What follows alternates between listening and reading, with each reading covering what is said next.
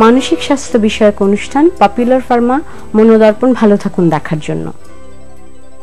March মাস এলেই আমাদের চিন্তা চেতনায় যে শব্দটি বারবার নাড়া দিয়ে যায় তা হলো স্বাধীনতা। স্বাধীনতা বলতে আমরা কি বুঝি? স্বাধীনতা অর্থ খুঁজতে গেলে আগে আমাদেরকে বুঝতে হবে স্বাধীনতা মানে স্বেচ্ছাচারিতা নয়, স্বাধীনতা মানে শুধু পরাধীনতার শৃঙ্খল থেকে মুক্তিও নয়, আসলে স্বাধীনতা মানে স্বনির্ভরতা। আর এই যে স্বাধীনতা, এটা শিশু, নারী, পুরুষ, বয়োবৃদ্ধ নির্বিশেষে সকলের জন্মগত অধিকার। তবে দর্শক, বিশেষ করে নারী স্বাধীনতা এই সময়ের বেশ কয়েকটি গুরুত্বপূর্ণ বিষয়গুলোর মধ্যে একটি। এই বিষয়ে আলোকপাত করার জন্য আজকে আমরা কথা বলবো তরুণ সাইকোলজিস্ট আলেয়া আজাদ, যিনি এই মুহূর্তে অ্যাপোলো হসপিটাল ঢাকায় কর্মরত আছেন, এবং বিশিষ্ট গবেষক ডক্টর বিলকিস রহমান দোলা। আপনারা ভালো আছেন? জি। আচ্ছা, আমি যেটা বলবো এখনই যে নারী স্বাধীনতার ব্যাপারে আজকে আমরা কথা বলবো। তো সেখানে আমরা দেখতে পাচ্ছি আমাদের সমাজে একটি নারীর জীবনকে তিনটি অধ্যায় আমরা দেখতে পাচ্ছি। একটা হচ্ছে কন্যা, একটা হচ্ছে জায়া, আর একটা হচ্ছে জননী। যখন সে কন্যা থাকছে তখন বলা হচ্ছে সে বাবার অধীন, যখন সে জায়া হচ্ছে মানে স্ত্রী তখন সে তার স্বামীর অধীন, এবং যখন সে জননী তখন সে পুত্র সন্তানের অধীন। তো আমরা দেখতে পাচ্ছি তিনটি অধ্যায়েই সে সবসময় একটা পুরুষের অধীনে। তো ডক্টর বিলকিস রহমান দোলা, আমার আপনার কাছে প্রশ্ন যে এই যে দৃষ্টিভঙ্গিটা, এই যে আমরা বলছি যে সব সময় নারী একটি কোনো না কোনো পুরুষের অধীনে, তো এই দৃষ্টিভঙ্গিটাকে কি আমরা একটু বদলে দেখতে পারি? আপনি কি বলেন? আমরা যদি একটু পেছন থেকে আসি, ধরেন এটা কোথা থেকে আসলো? কন্যা পিতার অধীন, জায়া স্বামীর অধীন, কিংবা জননী পুত্রের অধীন। এটা আসলে এখানে অধীন শব্দটা আসলে ভরণ পোষণ অর্থে ব্যবহৃত হয়েছে। আচ্ছা, এখানে আপনি ধর্মশাস্ত্র যারা রচনা করেছেন, তারা নারীর উপার্জনের বিষয়টি তখনও আসেনি। এই প্রশ্নটা আসেনি বলেই নারী কিভাবে জীবন পরিচালনা করবেন, তো তারা নারীর জীবন বিধান হিসেবে দিয়েছেন যে নারী যখন কন্যা থাকবেন তখন বাবার অধীন থাকবেন। নারী যেহেতু বাবাই আর্নিং মেম্বার ফ্যামিলি, হ্যাঁ, সেই অর্থে তো সেটাই যে ভরণ পোষণ অর্থে এখানে ব্যবহার করা হয়েছে। আর পুরুষতান্ত্রিক সমাজ ব্যবস্থায় পুরুষ কখনোই চায়নি নারী তার অধীনের বাইরে যাক, সেটাও একটা ইচ্ছাও ছিল। প্লাস এটার সাথে সাথে আমি বলবো যে এটা চিন্তাও ছিল না যে নারী উপার্জন করবে, নারী স্বনির্ভর হয়ে একা চলতে পারবে, এই চিন্তাটা তখনও তাদের মাথায় আসেনি। যে কারণে কন্যা যখন বাবার অধীনের কথা বলা হচ্ছে, তখন বাবা তাকে শুধু পৃষ্ঠপোষকতাই করছেন না, এবং খুব অল্প বয়সী, হয়তো আগে দেখা যেত যে খুব বাল্য বিবাহ ছিল, আপনি জানেন। তো বাল্য বিবাহ থাকা অবস্থায় সেই কন্যা অবস্থাতেই তাকে, বাল্য বিবাহ না বলে যদি আমরা এভাবে বলি, তখনকার একটা বয়স সীমা বেঁধে দেওয়া হতো যে এইটুকুন বয়সের মধ্যে সাধারণত মেয়েদের বিয়ে হয়ে যেত না। এটা একেবারে হিন্দু শাস্ত্রে ছিল একেবারে 10-12-র মধ্যে বিয়ে হওয়া, মুসলমানদের ক্ষেত্রেও কাছাকাছি। কিন্তু যেটা হয়েছে যে এই কন্যা অবস্থায় বাবার অধীন, হ্যাঁ। কিন্তু যদি আমি আপনার আজকের কথা যদি চিন্তা করেন, যে প্রশ্নটা আপনি করেছেন যে আমরা কি এই অধীন শব্দটা পাল্টে দেখতে পারি, এখন যদি আমি কন্যার চিত্রটা দেখি, আপনি দেখবেন যে কন্যা বাবার অধীন না বলে আসলে পিতামাতার তত্ত্বাবধানে থাকেন। কিছু বিধিনিষেধ থাকে, কিন্তু সেই বিধিনিষেধ আমার মনে হয় যে সেটা হ্যাঁ জীবনের শৃঙ্খলা বোধের জন্য জরুরি। আমরা একটা ছেলেকে যেভাবে ছেড়ে দিতে পারি, মেয়েকে পারি না, কারণ একটা নিরাপত্তাহীনতাও বোধ কাজ করে আমাদের ভেতরে। সো ওই জায়গা থেকে ডক্টর বিলকিস, আমি একটু অ্যাড করতে চাই যে আমাদের প্রতিবেশী দেশ ভারত অনেক প্রগতিশীল তারা, কিন্তু সেখানে আমরা দেখছি এখনো মেয়েরা যখন কাজ করে অনেক রাতে বাড়ি ফিরছে, তারা কিন্তু নিরাপদ নয়। তো সেক্ষেত্রে আসলে ওই নিরাপত্তার হীনতার ব্যাপারটা কিন্তু আসলে থেকেই যাচ্ছে। আপনি তো এটা অস্বীকার করতে পারবেন না। আমরা মেধায়, বুদ্ধিতে, সব দিক থেকেই আমরা নারী পুরুষের আমরা সমান ভাবে সমতা আমি দেখতে পাই, কিন্তু শারীরিক শক্তির দিক থেকে এই একটা জায়গাতেই কিন্তু সায়েন্স আমাদেরকে বলছে যে এই একটা জায়গায় মানসিক শারীরিক জোরের ক্ষেত্রে আমি পুরুষের সাথে পারবো না, সেই জায়গা থেকে একটা নিরাপত্তাহীনতা কাজ করে। সেই জায়গা থেকে মেয়েকে একা ছাড়তে পারে না। আপনি যদি দেখেন যে স্ত্রী হিসেবে কিন্তু অনেক আমাদের পুরুষতান্ত্রিক সমাজ ব্যবস্থায় দীর্ঘকাল যে ইয়েটা ছিল, প্রথাটা চলে এসেছে যে নারী ঘরে থাকবে, পুরুষ বাইরে কাজ করবে। এখন এই যে নারী ঘরে কাজ করবে এবং কি হতো, নারী সন্তান লালন পালন করবে, গৃহকর্ম পরিচালনা করবে কিংবা সেবা দান করবে, এর বাইরে তাকে চিন্তা করা হতো না। এবং শিক্ষার ক্ষেত্রে নারীর শিক্ষার বিষয়টাও আসে নাই, যেহেতু নারী উপার্জন করবে না, সো ওই শব্দটাও আসেনি যে কেন নারী। আসলে তখন কর্মক্ষেত্র এত প্রসারতা লাভ করেনি। নারীদের জন্য যে কাজগুলো আসলে চিন্তা করা হয়নি। যখন নারীকে শিক্ষার ব্যবস্থা করা হচ্ছিল তখনও কিন্তু নারী কি বিষয়ে শিক্ষা করবে, নারী গৃহকর্ম পরিচালনা করার বিষয়ে কি কি শিক্ষা গ্রহণ করতে পারে, সেলাই কাজ করবে, নারী সায়েন্স পড়তে পারে, এই চিন্তাটা তখন আসেনি। যে কারণে হচ্ছে যে আপনি যখন নারী স্বাধীনতার বিষয়টা আসছে অনেক পরে, আপনি দীর্ঘদিন একরকম অভ্যস্ত জীবনযাপনে এখনো আমাদের সমাজে পুরুষের মানসিকতায় কিন্তু ওই জিনিসটা রয়ে গিয়েছে। আপনি এখন দেখেন যে স্বামী স্ত্রী দুজনেই কাজ করছে, কর্মস্থলে একই সময় কাজ করছে, কিন্তু পুরুষ নারীর কাছে কিন্তু আনুগত্যটুকু দাবি করছে, কিংবা এটা হয়ে গিয়েছে আমাদের মানসিকতার ভিতরে, ওটা রয়ে গিয়েছে। ক্ষেত্রে আমি বলবো যে একটা সময় পর্যন্ত নারী শুধু স্বামীর অধীন ছিল না, মানে স্ত্রী স্বামীর অধীন ছিল না, স্ত্রী অনেক ক্ষেত্রে যৌথ পরিবারের কিছু বিধি নিষেধের অধীন ছিল। যখন থেকে আমরা বলি শিক্ষার প্রসারটা ঘটেছে, পুরুষ কর্মক্ষেত্রে সে এক জায়গা থেকে আরেক জায়গায় চলে যাচ্ছে, সে তখন স্বামী যাচ্ছে কর্মক্ষেত্রে কিন্তু স্ত্রীকে কিন্তু যেতে দেয়া হচ্ছে না, স্ত্রী বাড়িতে থাকছে, মানে গ্রামে শ্বশুর শাশুড়ি একটা যৌথ পরিবারে স্ত্রী থাকছে। তখন সেটা তো মানে শহরের ক্ষেত্রে এক ধরনের আমি কি বলবো এটাকে রক্ষণশীলতা ছিল, যে বাড়ির বউ বাড়িতেই থাকবে, কেন শহরে যাবে। যখন থেকে এই বোধটুকু আসলো যে না, আমার স্ত্রী আমার সঙ্গে কাজের ক্ষেত্রে যাবে, তো যখন যাওয়া শুরু করলো তখন একটা একক পরিবারে স্বামী স্ত্রী সম্পর্ক একটা উন্নয়নের সুযোগ পেল।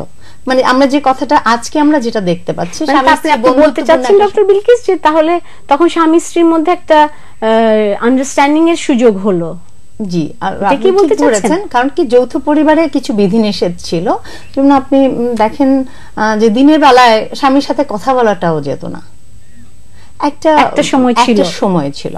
তো সেই জায়গা থেকে খুব আগের কথা না, আপনি যদি 50-60 বছর আগে চলে যান তখনও কিন্তু এই বাধ্যবাধকতা ছিল। কিন্তু আমাদের স্বাধীনতা উত্তর, মানে বাংলাদেশের স্বাধীনতার পর থেকেই কিন্তু আমাদের দৃশ্যপট মানে পাল্টে গিয়েছে, কারণ পুরুষরাও কর্মক্ষেত্রে অনেক বেশি গিয়েছে এবং সাথে স্ত্রীকে হয়তো নিয়ে গিয়েছে, তখন একটা সম্পর্ক উন্নয়নের একটা সুযোগ পেয়েছে। এবং আমরা যে আজকে যেটা বলি যে বন্ধুত্বপূর্ণ, পরস্পরের প্রতি শ্রদ্ধাবোধের যে সম্পর্কটা, মানুষ হিসেবে মানুষের যে সম্মান বোধ থাকবে, সেই জায়গাটা কিছুটা পরিবর্তন হয়েছে এই সময় থেকে। আর আপনি যদি জননীর কথাটা বলেন, জননী আমাদের সবসময় কিন্তু, জননীর স্থান সবসময় কিন্তু একটা সম্মানজনক স্থানে ছিল, যদিও শ্রদ্ধার জায়গাটা ছিল সবসময়। কিন্তু আমার গবেষণায় আমি একটা জায়গায় দেখেছি যে অনেকের আত্মজীবনীতে দেখেছি, তারা বলেছেন মানে এই যে আসলে আমরা এখনো অনুভব করি, মা ছোটবেলা থেকেই দেখে এসেছি মা কাজ করে যাচ্ছেন, মায়ের যে কষ্টটা হয় সেটা আমরা বুঝতে পারি না, আমরা অনুভব করি না, কারণ ওটা দেখে আমরা অভ্যস্ত। এবং যখন মা বৃদ্ধ অবস্থায় যায় তখন ওটাই আশা করি যে মা এভাবেই করে যাবে।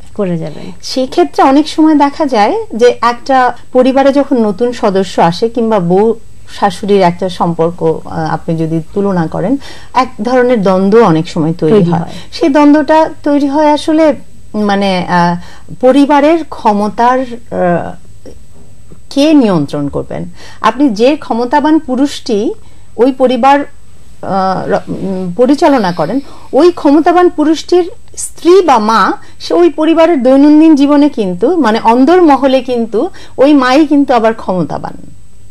তো সেক্ষেত্রে একটা দ্বন্দ্ব কাজ করে। আচ্ছা, এখানে আসলে ক্ষমতা শব্দটা ঠিক আসলে আমার মনে হচ্ছে জননীর সাথে ক্ষমতা শব্দটা না বলে আমরা যদি এভাবে বলতে পারি ডক্টর বিলকিস, যে আসলে এটা তো ওনার অধিকার না। আপনি অধিকারের মা তো মাই, ওনার আমি যখন ওনার জায়গাটাতে আমি তো যাচ্ছি না। আমি নতুন একটা স্ত্রীকে কিন্তু নতুন পরিবেশে এসে মানিয়ে চলতে অনেক সময় লাগে। সেক্ষেত্রে স্বামী যদি সহযোগিতা করেন, একদিন স্ত্রী ছিলেন, হ্যাঁ ছিলেন, কিন্তু অভ্যাস আমাদের হচ্ছে যে পরিবারে আমার একটা কর্তৃত্ব ছিল। সেই কর্তৃত্বটাতে ধরেন আপনি যদি বলেন যে আপনার সন্তানকে আপনি লালন পালন করছেন, হঠাৎ করে আপনি সবকিছুই পরিচালনা করছেন আপনি, কিন্তু সেই জায়গায় হঠাৎ করে একটা মেয়ে এসে সেই জায়গা থেকে আপনার অনেক কাজ কমে গেল, সেই কাজগুলো করছে স্ত্রী। সেই জায়গা থেকে মা অনেক সময় নিরাপত্তাহীনতা না, এটা এক ধরনের আমি বলবো মানসিক সংকীর্ণতা, ভাবছে যে এটা বোধহয় আমার ক্ষমতা আমার কাছ থেকে চলে গেল, এটা কাজ করে। কিন্তু এখন অনেক সময় পরিবর্তন হয়েছে, বউ শাশুড়ি এখন অনেক সুন্দর সম্পর্ক, বন্ধুর মতো, মানে ভালো মন্দ সবকিছু শেয়ার করছে। স্বামী স্ত্রী সম্পর্ক অনেক পরিবর্তন হয়েছে। তো ধন্যবাদ ডক্টর বিলকিস, আপনাকে অনেক ধন্যবাদ। এবার আমরা আলেয়ার কাছে আসছি। উনি একজন সাইকোলজিস্ট। আপনি গবেষক হিসাবে আপনার গবেষণা লব্ধ যেসব পেয়েছেন আমাদের সাথে শেয়ার করেছেন, ধন্যবাদ সেজন্য। এখন আমরা আসবো এই যে 3টা অধ্যায়ের কথা আমি বললাম আলেয়া, তো এখানে আপনার সাইকোলজিক্যাল এক্সপ্লেনেশনটা কিভাবে দেবেন আমাদেরকে? ধন্যবাদ জাকি আপা, আপনি অনেক সুন্দর একটা প্রশ্ন করেছেন আমাকে। যে আমি যদি প্রথমে বলি যে অধীন শব্দের অর্থটা কি, অধীন শব্দের অর্থ যদি নিয়ন্ত্রণ হয়, বাবা কিন্তু কন্যার প্রতিটা কাজের পথ প্রদর্শক, সে কিন্তু নিয়ন্ত্রক না, অভিভাবক হিসাবে। কারণ তার তো লাইফে অনেক অভিজ্ঞতা আছে, অনেকটা পথ তিনি দেখে এসছেন। তাই কন্যার প্রতিটা কাজের ভালো মন্দের বিচার করে এবং ভালো মন্দের উপদেশ দেয়, এটা বাবার দায়িত্ব এবং অধিকারও বটে। এখন যদি কন্যা এখানে অধীন মনে না করে এভাবে ভাবেন যে আমার বাবা আমার গাইড অথবা ওয়েল উইশার, তাহলে কিন্তু আর সমস্যা হবার সম্ভাবনাটা থাকে না।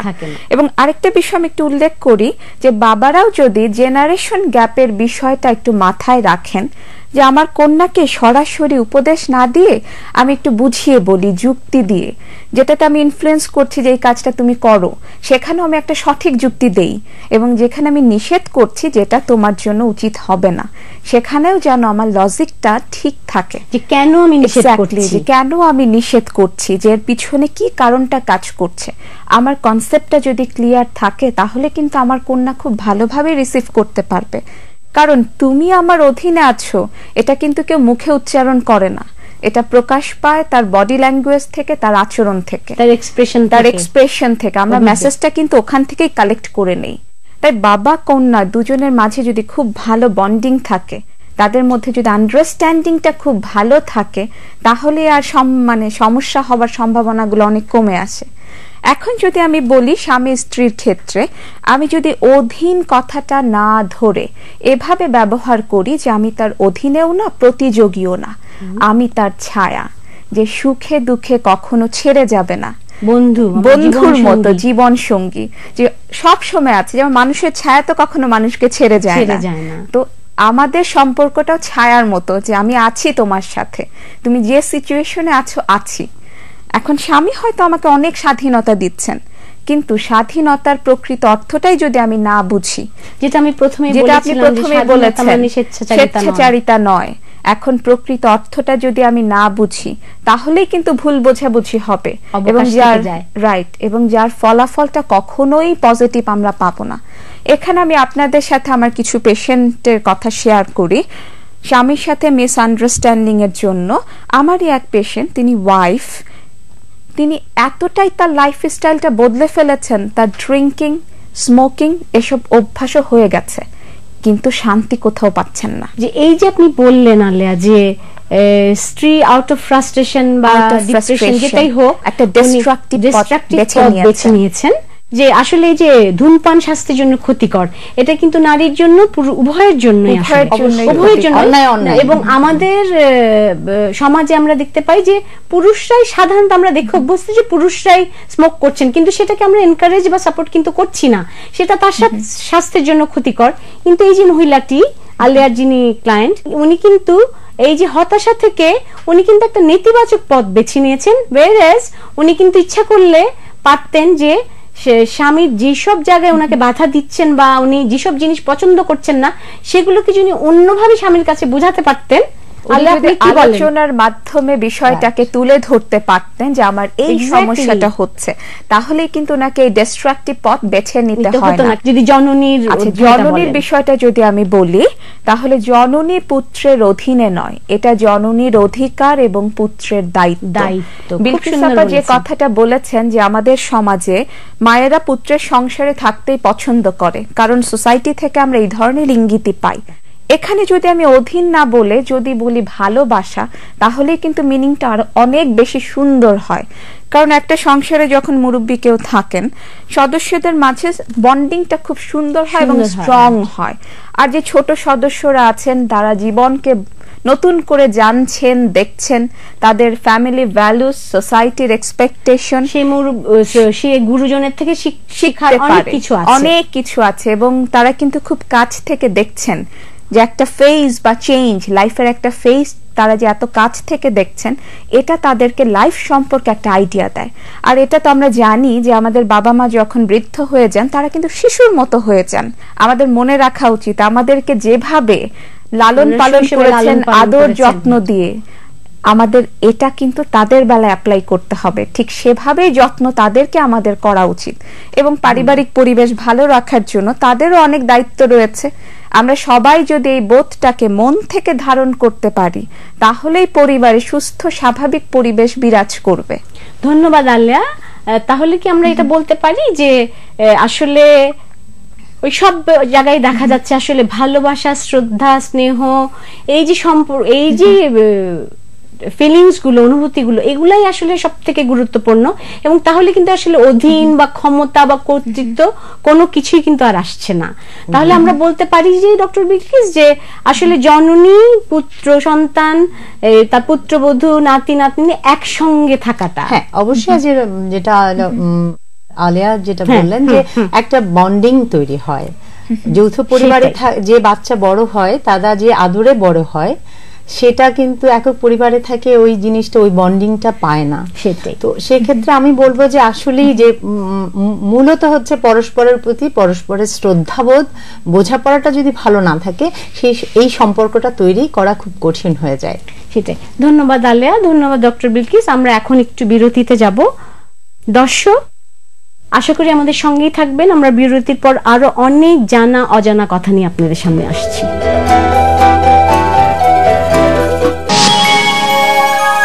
আপনারা দেখছেন পপুলার ফার্মা ভালো থাকুন Manodarpan.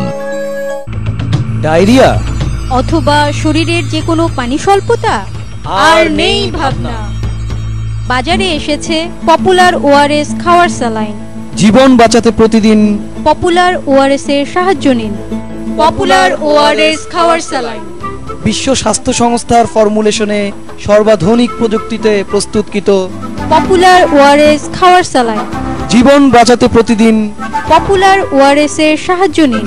Popular pharmaceuticals limited, Tongi, Dhaka, Bangladesh. Diarrhoea অথবা শরীরের যে কোনো পানি স্বল্পতা, আর নেই ভাবনা। বাজারে এসেছে পপুলার ওআরএস খাওয়ার স্যালাইন। জীবন বাঁচাতে প্রতিদিন পপুলার ওআরএস এর সাহায্য নিন। পপুলার ওআরএস খাওয়ার স্যালাইন বিশ্ব স্বাস্থ্য সংস্থার ফর্মুলেশনে সর্বাধুনিক প্রযুক্তিতে প্রস্তুতকৃত পপুলার ওআরএস খাওয়ার স্যালাইন। জীবন বাঁচাতে প্রতিদিন পপুলার ওআরএস এর সাহায্য নিন। Popular pharmaceuticals limited, Tongi, Dhaka, Bangladesh. আপনারা দেখছেন পপুলার ফার্মা ভালো থাকুন মনোদর্পণ।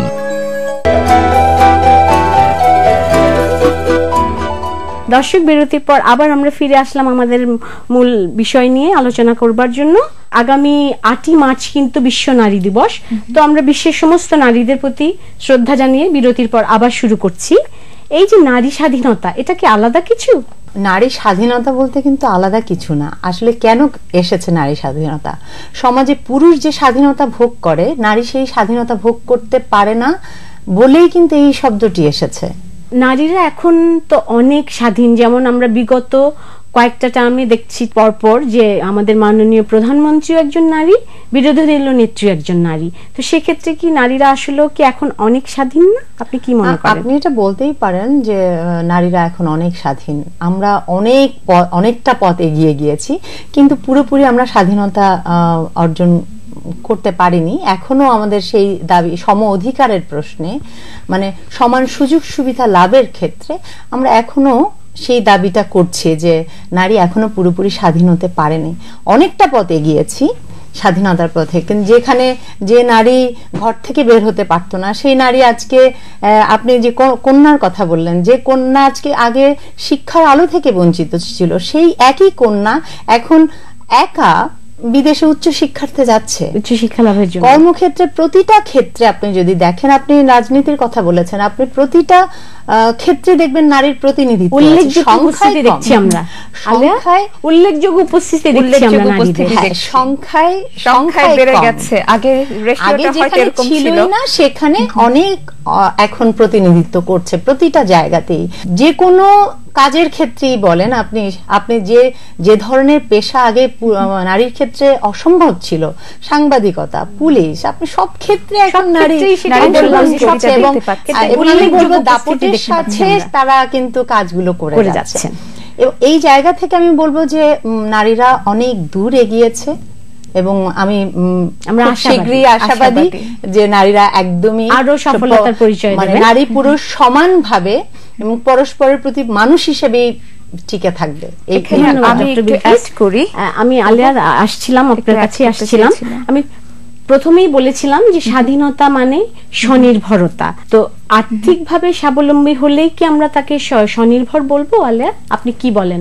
আসলে স্বনির্ভরতা শব্দটা শুনলেই আর্থিকভাবে স্বাবলম্বী হওয়া এই কথাটাই চট করে মাথায় চলে আসে, কিন্তু যদি আর্থিকভাবে স্বাবলম্বী হয়েও আত্মসম্মান বোধের অভাব থাকে, আত্মবিশ্বাস এবং দায়িত্ববোধের অভাব থাকে, তাহলে সে কখনোই স্বনির্ভর নয়।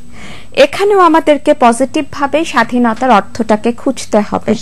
যেমন আমাদের কাছের মানুষের প্রয়োজনে, ভালোবাসার তাগিদে আমরা অনেক কিছু কম্প্রোমাইজ করি, অ্যাডজাস্ট করে নেই, প্রয়োজনে স্যাক্রিফাইসও করি। এটাকে কি আমি বলবো যে এটা আমার আত্মসম্মান বোধের অভাব আছে, অথবা আমি ছোট হয়ে গেলাম? যতটুকু করেছি ভালোবাসার জন্য করেছি, কারণ ভালোবাসাও একটা দায়িত্ব। ঠিক একইভাবে আমি হয়তো একটা ডিসিশন নিব, আমার স্বামীর ওপিনিয়ন চাচ্ছি, এখানে কি আমি বলবো যে আমি নির্ভরশীল অথবা আমার ডিসিশন নেবার মতো ক্ষমতা নাই? এখানে আমি আমার স্বামীর ডিসিশনকে মূল্য দিচ্ছি, গুরুত্ব দিচ্ছি, তার মতামতটাকে গুরুত্ব দিচ্ছি, সাথে সাথে কিন্তু তার সাথে আমার বন্ডিংটাও স্ট্রং হচ্ছে, যে সে বুঝতে পারছে আমি তাকে পজিটিভ ভাবে রিসিভ করে নিয়েছে। ঠিক একইভাবে যদি এভাবে বলা যায় যে আমি বাইরে যাচ্ছি, এখন আমার কাছের মানুষ অথবা আমার মেয়েকেই আমি সাথে করে নিয়ে গেলাম, এখন এটা কি আমি এভাবে এক্সপ্লেইন করব যে আমি ওর উপর নির্ভরশীল, আমি ও না গেলে হয়তো আমি যেতে পারতাম না? কিন্তু এই জায়গাটায় আমি সঙ্গ চাইছি, আমি তার সঙ্গটা এনজয় করব বলেই তাকে আমি নিতে চাইছি। আজকাল আমরা প্রায় আরেকটা জিনিস দেখি যে মেয়ে হয়তো টিচারের বাসায় যাবে, মা বাবা সাথে যাচ্ছেন, অথবা মেয়ে জব করেন, বড় হয়ে গেছেন, এখন অফিস থেকে ফিরবেন, রাত হয়ে গেল, আমরা কি দেখি যে বাবা, ভাই অথবা হাজবেন্ড যে তাকে নিয়ে আসছে, এখানে কিন্তু সে নির্ভরশীল নয়, তার সেফটিটার কথা ভাবা হয়েছে। আমরা আগে আলোচনায় বলেছি নিরাপত্তা, কারণ আমার কাছের মানুষই কিন্তু আমার ভালোটা চাইবেন। এটা এখানে ওই যে বোঝাপড়ার বিষয়টা চলে আসে। আমার মনে হয় যে যদি স্বামী গিয়ে যদি স্ত্রীকে নিয়ে আসে বা বাবা গিয়ে যদি কন্যাকে নিয়ে আসে, তখন সেক্ষেত্রে কিন্তু আমার মনে হয় সেই কন্যা বা স্ত্রী সেও কিন্তু ভালো অনুভব করে, আমাকে নিতে। এখন আমরা যদি এভাবে, জি আপা সেটাই ঠিক আছে, যে আমরা যদি এভাবেই পজিটিভ ভাবে দেখতে পারি, তাহলে কিন্তু আর সমস্যা হবার সম্ভাবনা থাকে না। এছাড়া দেখা যায় যে ছেলে মেয়ের ভরণ পোষণের ব্যবস্থা করেই কিন্তু আমাদের দায়িত্বটা শেষ নয়, তার মানবিক মৌলিক চাহিদাগুলো যে পূরণ করলে আমরা যেটা ছোট্ট কথাই বুঝি যে মৌলিক চাহিদা পূরণ করলে তাদের প্রতি এটা আমাদের অনেক বড় দায়িত্ব, কিন্তু শুধু এতটুকু করেই কিন্তু আমাদের দায়িত্ব শেষ নয়। তার মানবিক গুণাবলীগুলো প্রস্ফুটিত করাও আমাদেরই দায়িত্ব। খুব সুন্দর বলেছেন। এবং এখানে আপা আমি আরেকটু অ্যাড করি, যদি আমরা এই বিষয়টা মনে রাখি যে সবকিছুতে বিবাদে না যেয়ে বাস্তবতার সাথে মিল রেখে স্বাধীনতার তর্কে না যেয়ে যে বাস্তবতার সাথে মিল রেখে স্বাধীনতার অর্থটা খুঁজি, দায়িত্ব ভাগ করে নেওয়া এবং স্বাধীনতার অর্থটা যদি বাস্তবতার সাথে মিল থাকে তাহলেই কিন্তু সবার জন্য মঙ্গলজনক হয়। ধন্যবাদ আলিয়া। ডক্টর বিলকিস, আপনার কাছে আমার শেষ প্রশ্ন, স্বাধীনতা কখন এবং কিভাবে খর্ব হয় খুব সংক্ষেপে বলবেন। মানুষের মৌলিক যে চাহিদাগুলো সেগুলো পূরণ করার ক্ষেত্রে যদি কখনো হস্তক্ষেপ হয় তখনই সেটা মৌলিক চাহিদা। আপনার শিক্ষা গ্রহণ করা আপনার মৌলিক চাহিদা, আপনার মতামত প্রকাশ করা আপনার মৌলিক চাহিদা, বাক স্বাধীনতা।